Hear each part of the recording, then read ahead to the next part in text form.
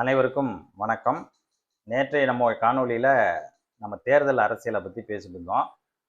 அந்த தேர்தல் அரசியலில் நம்ம என்ன சொன்னோம்னா, ஜாதி தமிழ்நாட்டில் ஒரு மிகப்பெரிய பங்கு வகிக்குது. ஒவ்வொரு தேர்தல் காலத்துலேயும் அது ஒரு மிகப்பெரிய பங்கு வகிக்குது. என்னதான் திராவிட அரசியல்களில் சமூக நீதி அப்படின்னு பேசப்பட்டாலும், தேர்தல் அரசியலில் ஜாதி பெரிய பங்கு வகிச்சிருக்கு. மதத்துக்கு இங்கே ஒரு பெரிய பங்கு இல்லை. அது ஏன் என்ன என்பதை பற்றி அந்த காணொளியில் நம்ம சொல்லியிருந்தோம். நேயர்கள் நீங்கள் அதை போய் ஒரு தடவை பார்த்தா நன்றாக புரியும். இன்றைக்கு நாம் என்ன பார்க்க போகிறோம்னா, 1977 சட்டமன்ற தேர்தல். அது பொது சட்டமன்ற தேர்தல். அதுக்கு முன்னால் ஒரு இடைத்தேர்தல் நடக்குது. திண்டுக்கல் நாடாளுமன்றத்துக்கான இடைத்தேர்தல். அது அதிமுக துவக்கப்பட்ட சில மாதங்கள்லேயே நடக்குது.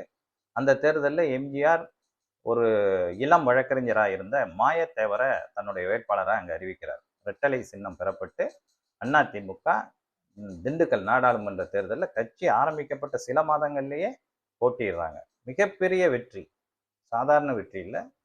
1,00,000க்கும் மேற்பட்ட வாக்குகள் வித்தியாசத்தில் நாடாளுமன்ற தேர்தலில் மாயத்தேவர் வெற்றி பெறுகிறார். அதன் பிறகு நடைபெறுகிற சட்டமன்ற பொது தேர்தல், அது 1977ஆம் ஆண்டு கட்சி ஆரம்பிக்கப்பட்ட ஒரு வருஷத்துல வருது. அந்த சட்டமன்ற தேர்தலில் எப்படியெல்லாம் வெற்றி பெற்றாங்க, யார் யார் எந்தெந்த இடத்துல வெற்றி பெற்றாங்க, எவ்வளவு தொகுதி பெற்றாங்கிறத நாம பார்ப்போம். 1977 மொத்தம் 234 சட்டமன்ற தொகுதி. அதில் எம்ஜிஆர் தலைமையிலான அதிமுக கம்யூனிஸ்ட் பார்ட்டி மார்க்சிஸ்டோட கூட்டணி, மார்க்சிய கம்யூனிஸ்ட் கட்சியோட கூட்டணி, ஃபார்வர்ட் பிளாக்கும் அந்த கூட்டணியில் இடம் பெற்றிருக்கு. மொத்தம் 144 இடம் அதிமுக ஜெயிக்குது. 130 இடம் தனிச்சு. சிபிஐஎம் மார்க்சிஸ்ட் கம்யூனிஸ்ட் 12 தொகுதி, ஃபார்வர்ட் பிளாக் ஒரு தொகுதி, ஒரு சுயேட்சை இவங்களோட கூட்டணியில் அவங்க சின்னத்தில் போட்டிடுறாங்க. மொத்தம் 144 தொகுதியில் எம்ஜிஆர் தலைமையிலான அதிமுக கட்சி ஆரம்பிக்கப்பட்டு ஒரு ஆண்டு காலத்திலேயே இவ்வளவு பெரிய வெற்றியை பெறுறாங்க. அதுக்கு பிறகு திமுக தனிச்சு கூட்டணி இல்லாமல் தனிச்சு போட்டிட்டு 48 இடத்துல தான் ஜெயிக்க முடியுது. காங்கிரஸ் சிபிஐயோட கூட்டணி, மார்க்சிஸ்டோட அதிமுக கூட்டணி, சிபிஐ அவங்களோட காங்கிரஸ் கூட்டணி வச்சு மொத்தம் 27 இடங்கள்ல ஜெயிக்கிறாங்க. அவங்க கூட்டணி கட்சியான சிபிஐ 5 இடங்கள்ல, கூட்டணியோட சேர்த்து 32 இடம், தனிச்சு 27 இடம் இப்படி ஜெயிக்கிறாங்க. ஜனதா தனிச்சு நிற்கிறாங்க, அவங்க 10 இடம் ஜெயிக்கிறாங்க. இதுதான் அந்த தேர்தல் முடிவுகள். இதில் நாம் என்ன பார்க்க போகிறோம் அப்படின்னு சொன்னால், இந்த திமுக ஜெயிச்ச 48 இடம் அது எந்தெந்த தொகுதின்னு பார்ப்போம். அதிமுக ஜெயிச்ச 144 தொகுதியை பார்க்கறத விட இது நம்ம சீக்கிரம் பார்த்துடலாங்கிறதுனால இதை எடுத்துக்கிறோம். அந்த 48 தொகுதிகளில் நான் உங்களுக்கு முன்னாடி படிக்கிறேன் எந்தெந்த தொகுதிகளில் ஜெயிச்சிருக்காங்க திமுக அப்படின்னு பார்த்தா, பெருவாரியா சென்னை, தஞ்சை, நாகை, திருவாரூர்னு இப்போ சொல்கிறோமே அந்த காவேரி ஒருங்கிணைந்த தஞ்சை மாவட்டம் அது. அப்புறம் வடார்காடு தென்னார்காடு மாவட்டத்தில் முக்கியமான சில தொகுதிகள், சென்னையை ஒட்டி இருக்கக்கூடிய திருவள்ளூர், வேலூர், திருப்பத்தூர் இந்த மாவட்டங்கள், இதெல்லாம் அன்னைக்கு ஒருங்கிணைந்த வடார்காடு மாவட்டம். அந்த பகுதிகளில் கொஞ்சம் வெற்றி. அதன் பிறகு வேற எங்கே வெற்றி பெற்றிருக்காங்கன்னு இதில் பார்த்தா தெரிஞ்சிடும். நான் முதல்ல தொகுதிகளை சொல்லிடுறேன். 48 தொகுதிகளையும் உங்களுக்கு நான் சொல்கிறேன். ராயபுரம், துறைமுகம், பூங்காநகர், பெரம்பூர், புரசவாக்கம், எக்மோர், அண்ணா நகர், டி நகர், 1000 லைட், சேப்பாக்கம், திருப்ளிகேன், திருவல்லிக்கேணி, மயிலாப்பூர், சைதாப்பேட்டை, வில்லிவாக்கம், திருப்போரூர், மதுராந்தகம், பூந்தமல்லி, ராணிப்பேட்டை, திருப்பத்தூர், தண்டராம்பட்டு, திருவண்ணாமலை, கலசப்பாக்கம், செய்யார், செஞ்சி, வானூர், உளுந்தூர்பேட்டை, குறிஞ்சிப்பாடி, புவனகிரி, காட்டுமன்னார்குடி, சிதம்பரம், பேரூர், குன்னூர், கூடலூர், அரியலூர், திருவெரும்பூர், சீர்காழி, பூம்புகார், மாயவரம், குத்தாலம், நன்னிலம், திருவாரூர், திருவையாறு, வேதாரண்யம், ஒரத்தநாடு, தஞ்சாவூர், வலங்கைமான், திருவிடைமருதூர், சங்கரன்கோவில், இந்த தொகுதிகளில் தான் திமுக வெற்றி பெற்று. இதுல மாநகர தொகுதிகள் சென்னையில பெருவாரியான தொகுதியை 16 தொகுதி ஜெயிச்சிருக்கு. தஞ்சாவூர் மாவட்டம், ஒருங்கிணைந்த தஞ்சாவூர் மாவட்டத்தில் ஒரு 15 தொகுதிக்கு மேலே ஜெயிச்சிருக்கு. அதுக்கப்புறம் பெருசா வெற்றி பெற்றது எங்கன்னா திருவண்ணாமலை, வேலூர் மாவட்டம். அங்க ஒரு 7-8 தொகுதிகளை ஜெயிக்கிறாங்க. இது இல்லாம தமிழ்நாட்டில் அவங்க ஜெயிக்கக்கூடிய தொகுதிகள்னு நீங்க பார்த்தீங்கன்னா, ஊட்டி பகுதியில் அந்த குன்னூர் கூடலூர் 2 தொகுதி, தென் மாவட்டத்தில் சங்கரன் கோயில் ஒரே ஒரு தொகுதி. அது தனிப்பட்ட நபருடைய வெற்றி. அப்படிதான் நம்ம எடுத்துக்க முடியும். அப்போ தென் மாவட்டத்தில் எங்கேயுமே ஜெயிக்கல. கொங்கு பகுதியிலையும் எங்கேயுமே பெருவாரியா ஜெயிக்கல. பெருவாரியாங்கிறது கூட ஒரு கணிசமான வெற்றி கூட இந்த 2 பகுதியிலும் இல்லை. தென் மாவட்டத்திலையும் இல்லை, கொங்கு பகுதியிலையும் இல்லை. அப்போ வேற எங்க? மாநகர் பகுதி. அதுல பெரிய சமூக பின்னணி, கிராம பின்னணி அல்லது ஒரு தொழில் அப்படின்னு நம்ம எதையும் எடுத்துக்க முடியாது. அது பெரும்பாலும் அரசு ஊழியர்கள், அது ஒட்டிய அரசு அலுவலகங்கள், அதுல பணியாற்றக்கூடியவங்க, அவங்களுக்கு துணையா இருக்கக்கூடிய பணிகளை, அந்த குடும்பங்களுக்கு தேவையான பணிகளை செய்யக்கூடிய மறைமுக தொழிலாளர்கள், அவர்களுடைய வாழ்வியல் எல்லாமே இந்த அரசு நிறுவனங்கள் அல்லது வேறு ஏதாவது தொழில் நிறுவனங்கள், தொழிற்சாலைகள், இதை ஒட்டிய பகுதி. மாநகர கலாச்சாரம், பெரிய தொடர்புகள், அடுத்த வீட்டோடலாம் ஒரு சமுதாய ரீதியான தொடர்புகள்லாம் இல்லாத பகுதி. அந்த பகுதியில் ஜெயிக்கிறாங்க திமுக. இது இளைஞர்கள் மத்தியில் திராவிட கொள்கைகள் அப்போதுதான் நுழைஞ்சிருக்கு. அண்ணா அப்போதான் காலமாயிருக்காரு. எனவே அவங்க போட்ட விதை, கலைஞர் எம்ஜிஆரும் ஒன்றா இருக்கும்போது, அப்புறம் பேராசிரியர், நாவலர் போன்ற பெருந்தலைவர்கள், ஆசை தம்பி போன்ற நிறைய தலைவர்கள் இருக்காங்க, நம்ம குறிப்பிட்டு சொல்ல விரும்பலை. அவங்க எல்லாருமே இதில் பண்ண கான்ட்ரிபியூஷன். அதில் பேரறிஞர் அண்ணா அமைச்சரவையில் அதிக அளவில் முதலியார்கள் இருந்தாங்க. அது நீதி கட்சி காலத்திலேருந்தே பிராமணர் அல்லாத ஒரு சங்கம்னு ஆரம்பிக்கும் போது அதுக்கு அடுத்து இருந்த ஒரு மிகப்பெரிய படிப்பாளி சமூகம்னு எடுத்தால் அந்த காலகட்டத்தில் முதலியார் தான் இருந்தாங்க. அவங்க தான் நிலைச்சு வந்தார்களாக இருந்தாங்க. அதனால அதிகம் படிக்கிறவங்களா அவங்க இருந்தாங்க. எனவே பிராமணர் அல்லாத போராட்டத்தை முன்னெடுத்ததில் அவங்களுக்கு பெரிய முன்னெடுப்பு உண்டு. இந்த ஜஸ்டிஸ் பார்ட்டிலே அவங்க தான் அதிகம்.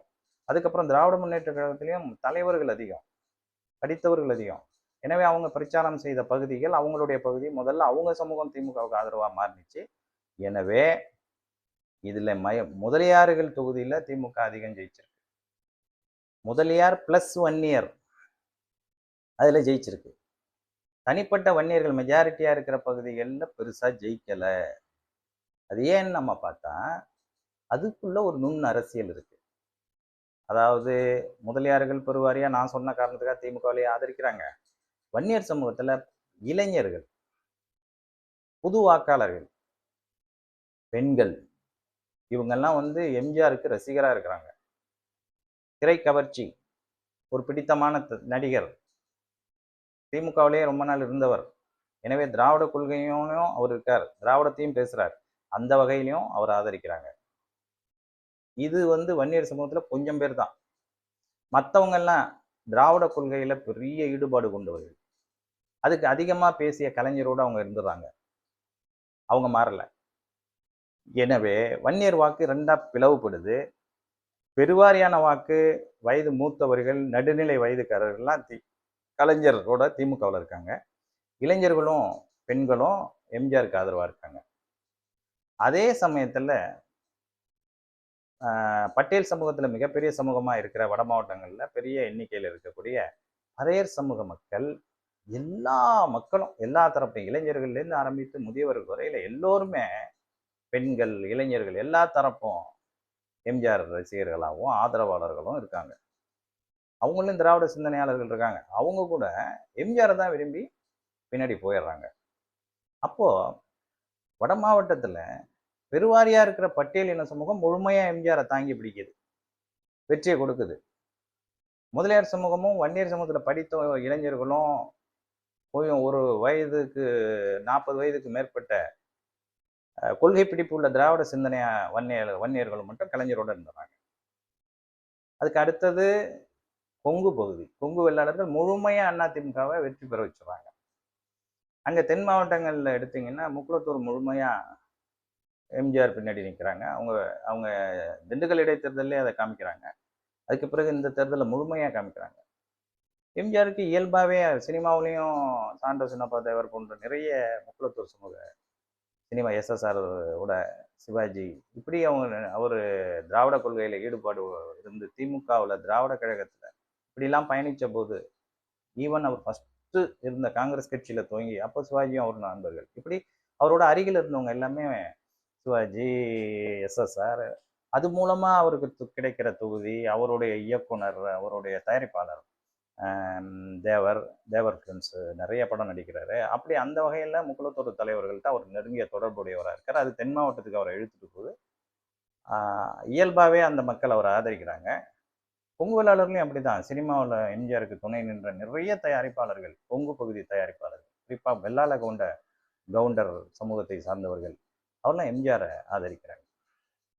இதில் இன்னொன்று என்னென்னா, ஒரு காலகட்டத்தில் எம்ஜிஆர் எங்கள் சமூகத்தவர் என்று கொங்கு வேளாளர் சமூகத்திலேயே ஒரு பிரிவினர் சொல்லிய காலம் உண்டு. மன்றாடியார் சமூகத்தினுடைய ஒரு பிரிவு தான் எம்ஜிஆர் சமூகம், எம்ஜிஆரை சார்ந்த சமூகம் என்று அவர் சொன்னார். அவர் தந்தையார் பேரில் மேனன் இருக்கே அப்படின்னு கேட்டால் அவங்க அதுக்கு ஒரு விளக்கம் கொடுத்தாங்க. என்னென்ன, கர்நாடகா மாநிலத்தில், பாலக்காடு போன்ற தமிழ்நாட்டை ஒட்டி இருக்கிற கேரளாவில், அதே போல் இலங்கை பெருந்தோட்டங்களிலே சூப்பர்வைசர்களாக முக்குளத்தோர் அதிக சூப்பர்வைசர் இருப்பாங்க. அதுக்கு அடுத்தது கொங்கு வேளாளர்கள் இருப்பாங்க. இலங்கை தோட்டங்களில், பெருந்தோட்டங்களில், ரியல் எஸ்டேட்டில் டீ எஸ்டேட், காஃபி எஸ்டேட்டில் கண்காணின்னு சொல்லுவாங்க, சூப்பர்வைசர்ஸ் அந்த பொசிஷனில். ஏன்னா அதுக்கு முன்னாடி இங்கேருந்து போனவங்க அவங்க அங்கே தான் அந்த மாதிரி இருப்பாங்க. ஸோ அப்படி இருக்கிறவங்கெல்லாம் மேனன்னு கூட போட்டுக்கிட்டாங்க. ஏன்னா அங்கே மலையாள பகுதி சகோதரர்களும் இருந்தாங்க. அல்லது வெளி பகுதிக்கு போகும்போது அங்கே எது பெரிய பட்டமாக இருக்கோ அதை போட்டுக்கிட்டாங்க. அதுதானே தவிர அவர் எங்களுடைய மன்றாடியார் சமூகத்தை சார்ந்தவர் அப்படிங்கிற கருத்தியல் அங்கே உருவாச்சு. அதுக்கு ஒரு பெரிய அரசியல், அது நான் ஒரு நாள் சொல்கிறேன், அது தனியாக சொல்லுவோம். அது ஒரு பெரிய கதை. ஏன் எம்ஜிஆர் மன்றாடியார் சமூகம்? மன்றாடியாருங்கிறது கொங்கு வேளாள கவுண்டரத்தில் ஒரு ஜமீன்தார் வம்சம், ராஜவம்சம்னு சொல்லுவாங்க இல்லையா, அவங்களாம் மண்ணாண்ட அந்த பரம்பரையை சார்ந்தவர்கள் என்று சொல்லப்படுகிற அந்த மன்றாடியார் பிரிவை சார்ந்த கொங்கு வெள்ளாளர் என்று எம்ஜிஆர் அழைக்கப்பட்டார். எனவே அந்த பகுதியில் அப்படி ஒரு ஆதரவு அவருக்கு இருந்துச்சு. அந்த அளவுக்கு சொல்லக்கூடிய அளவுக்கு அந்த ஆதரவு இருந்தது. அது உண்மையா என்ன அந்த கதையெல்லாம் அது இன்னொரு நாள் நம்ம சொல்லுவோம். ஆக மொத்தம் முக்குளத்தோர், கொங்கு வெள்ளாளர், வடக்கிலே இருக்கிற பட்டியல் சமூகத்தில் இருக்கிற பறையர் உள் சமூகம், இந்த 3 சமூகத்தினுடைய ஒட்டுமொத்த பிரதிநிதியாக இந்த தேர்தல் முடிவை பார்த்தவுடன் எம்ஜிஆர் முடிவு செய்து விடுகிறார். அதை தொடர்ந்து அமல்படுத்துகிறார். கலைஞர் டெல்டாவில் பிறந்தவர், பேராசிரியர் டெல்டாவில் பிறந்தவர். அவரை ஒட்டி இருக்கிற அடுத்த கட்ட நிறைய தலைவர்கள் இந்த டெல்டாவில் ஜெயிச்சதுல சில முக்குளத்தோர் தொகுதிகளும் இருக்கு. ஆனால் அதெல்லாம் எப்படின்னா, தஞ்சாவூர் கள்ளர்கள் அவங்க பெரிய திராவிட சிந்தனையாளர்கள், வன்னியர்களும் பெரிய திராவிட சிந்தனையாளர்கள். அந்த அடிப்படையில் அவங்க சமூகத்துக்கு அப்பாற்பட்டு திமுகவோடு இருக்காங்க. ஆனால் சமூக சிந்தனை உள்ளைய, சமுதாய சிந்தனை உள்ளைய, ஈர்ப்புடைய தென் மாவட்ட முக்குளத்தோர் முழுமையாக எம்ஜிஆர்ட்ட இருக்காங்க. கொங்கு வெள்ளாளர் பகுதியில் எந்த பிரிவும் இல்லை. எல்லா பிரிவை சார்ந்த உட்பிரிவு, அவங்கள பணக்காரர்கள், ஏழைகள், பெண்கள், ஆண்கள், இளைஞர்கள்னு எந்த வரையறையும் இல்லாமல் ஒட்டுமொத்த கொங்கு வெள்ளாளர் சமூகமும் எம்ஜிஆரை ஆதரிக்கிறது. இப்படி பார்த்த எம்ஜிஆர் இந்த 3 சமூகத்தை தன்னுடைய பிரதிநிதித்துவம் படுத்தும் சமூகமாக கருதி அதை தொடர்ந்து 3, 4 என்று அவர் போட்டியிட்ட எல்லா சட்டமன்ற தேர்தலையும் தொடர்ந்து வெற்றி வாகை சொல்கிறார். இதுதான் அந்த ஜாதிய கணக்கு. அதை ஜெயலலிதா அம்மையார் கெட்டியாக பிடித்து கொண்டார். இது அடுத்தடுத்த தேர்தலில் எப்படி எதிரொலிச்சது, எப்படியெல்லாம் விடை கொடுத்தது என்பதை நாம் அடுத்தடுத்த காணொளி அலசல்ல பார்ப்போம். இது ஒரு முதல் கட்ட ஆய்வு. 1977 சட்டமன்ற தேர்தலில் உங்களுக்கு நான் மீண்டும் சொல்கிறேன். மொத்தம் 234 தொகுதியில் 144 தொகுதியில் கூட்டணியோடு, தனித்து 130, கூட்டணியில் போட்டிட்ட மார்க்சிய கம்யூனிஸ்ட் 12, ஃபார்வர்ட் பிளாக் 1, இன்னொரு கட்சி 1, இப்படி 144 இடத்துல எம்ஜிஆர் ஜெயிக்கிறார். திமுக 47 இடத்துல ஜெயிக்குது, 48 இடத்துல ஜெயிக்குது. காங்கிரஸ் கட்சி சிபிஐயோட கூட்டணி அமைச்சு 32 இடங்கள்ல, தனிச்சு 27 இடங்கள்ல வெற்றி பெறுது. ஜனதா கட்சி தனித்து 10 இடங்கள்ல வெற்றி பெறுது. இதுல நம்ம காங்கிரஸ் வெற்றி பெற்ற பகுதியை பார்த்தாலும் அந்த கட்சியில முக்கியமா யார் யாரெல்லாம் தலைவராக இருக்காங்களோ அந்த பகுதியில் ஜெயிக்கிறாங்க. குறிப்பா ரெட்டியார்கள், அகமுடையார்கள், முக்குளத்தூர்ல அகமுடையார், கொங்கு வெள்ளாளர்ல செல்வந்த அகமுடையார்கள், அது கொங்கு வெள்ளாள கவுண்டர்கள். அவெல்லாம் பெரிய விவசாயத்தில் பெரிய அளவில் நில சுவார்ந்தார்கள். இவங்கெல்லாம் எம்பியா எம்எல்ஏவா காமராஜர் காலத்திலேருந்து இருக்காங்க. அதே போலவே இங்கே அகமுடையார் சமூகம் அவங்க இருக்காங்க. அது போலவே ரெட்டியார் சமூகம் அவங்க இருக்காங்க.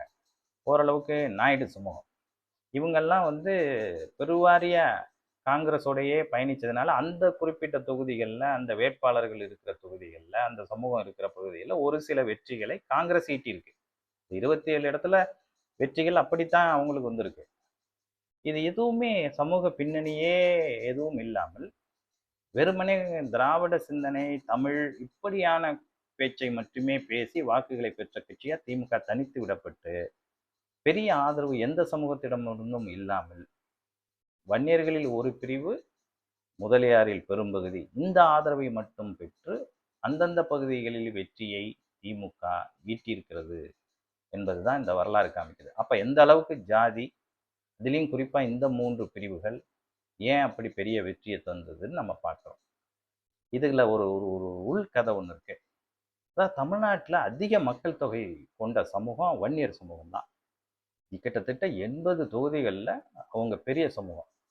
தேர்தல்ல நினைச்சாங்கன்னா வெற்றியை தீர்மானிக்கக்கூடிய சமூகம். முக்குலத்தூர் சமூகம் 50, 51 தொகுதி, 3 சமுதாயமும் சேர்ந்து, கள்ளர் மறவராக முடியார் 3 பிரிவும் சேர்ந்து. கொங்கு வேளாளரும் அப்படிதான், ஒரு 41, 42 இடங்கள்ல அவங்க வெற்றியை. ஆனா பெருவாரியா வெற்றியை தீர்மானிக்கக்கூடிய இடத்துல யார் இருக்கா? வன்னியர் சமூகம். அவங்க எம்ஜிஆர் அரசியல்ல பெரிய இடத்தை பெறல.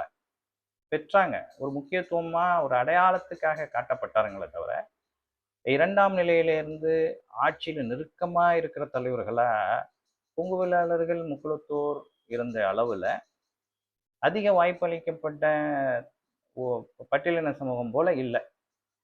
அதே தான் திராவிட முன்னேற்ற கழகத்திலையும், அதே தான் மற்ற சமூக கட்சிகளிலும், காங்கிரஸ் உட்பட. காங்கிரஸ் அடையாளத்துக்கு ஒரு வன்னிய தலைவரை நியமிச்சிடும். மாநில தலைவர் பார்த்தா வன்னியராக இருப்பார். ஆனால் 2ஆம் கட்ட தலைவர்கள்லேருந்து அதில் ஆதிக்கம் செலுத்தக்கூடிய அடுத்த கட்ட மாவட்ட அளவிலான தலைவர்கள்னு பார்த்தீங்கன்னா வெவ்வேறு சமூகங்கள்லாம் இருக்கும். குறிப்பாக ரெட்டியார், நாயுடு, இந்த மாதிரி அந்த காலத்திலேருந்து காங்கிரஸில் ஜமீன்தார்களாக இருக்கக்கூடிய சமூகங்கள், மிட்டா, மிராஸ், முதலியார், பிள்ளை, இது போன்ற சமூகங்கள், உயர் இந்த ஜமீன்தார் போல் இருந்த அகமுடையார்கள், உயர்ந்த சமூகமாக கருதப்பட்டவர்கள், மேல்தட்டு வர்க்கம், எலைட், ஜமீன்தார், மிட்டா, மிராசு, இவர்கள் இருந்த கட்சியாக காங்கிரஸ் இருந்தது. இதுதான் அரசியல்ல பெருவாரியா அந்த காலத்திலேருந்து இருந்துட்டு இருக்கு. அது வெவ்வேறு வடிவத்துல மாறி இருக்கே தவிர அதே அடையாளத்தோட தான் இப்போ வரைக்கும் இருக்கு. நான் சொல்ல வந்தது என்னன்னா, பெரிய சமூகமா இருந்த அந்த வன்னியர் சமூகம் ஏன் அரசியல் மாற்றத்தை ஏற்படுத்தக்கூடிய சமூகமாக இல்லை? அதனை விட குறைவான பிரதிநிதித்துவம் பெற்ற கொங்கு வெள்ளாளரும், எண்ணிக்கை சார்பாக நான் சொல்லுகிறேன், கொங்கு வெள்ளாளரும் முக்குலத்தூரும் எப்படி பெரிய அளவில் அரசியல் பின்புலம் கொண்டவர்களாக மாறினார்கள், இதை நாம் அடுத்த காணொளியில் பார்ப்போம். அதில் ஒரு நுட்பமான கதை இருக்கிறது. சந்திப்போம். நன்றி, வணக்கம்.